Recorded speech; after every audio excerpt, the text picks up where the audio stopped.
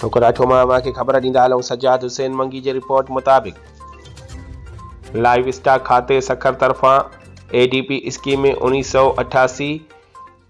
FMD phase 2 तालका सालेपट जे ॻोठ रियाज़ आबाद ठुकराठो ऐं भरपासे में 1000 जानवरनि खे मुहाड़े जी बीमारीअ खां बचाव जा टुका लॻाया विया। लाइव स्टॉक खाते सिंध जे डायरेक्टर हिज़बुल्लाह भुट्टो जे हुक्म खां पोइ डिप्टी डायरेक्टर डॉक्टर पीरबख्श लिगारी तालका सालेपट में veterinary doctor Abdul Fattah Chauhan, doctor Noorhasan Gadani, technical staff में अब्दुल गफ़ार मंगी, शौकत अली खोसो, इमरान हुसैन मंगी खे जानवरनि खे मुहाड़े जहिड़े मूज़ी मर्ज़ खां बचाइण लाइ वैक्सीन करण लाइ मुक़ररु करे छॾियो, जिन अॼु ॻोठ रियाज़ आबाद, ॻोठ मक्सी, ॻोठ शेरूजा, ठुकराठो ऐं भरपासे में 1000 जानवरनि खे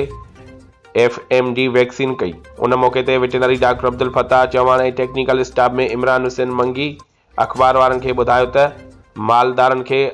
असां वटि जानवरनि खे मुहाड़े जहिड़ी मूज़ी मर्ज़ खां बचाइण लाइ काफ़ी मिक़दार में वैक्सीन मौजूदु आहे। तालका सालेपट जे मालदारनि खे दरवाज़े ते सहूलियत मुयसरु करे ॾींदासीं।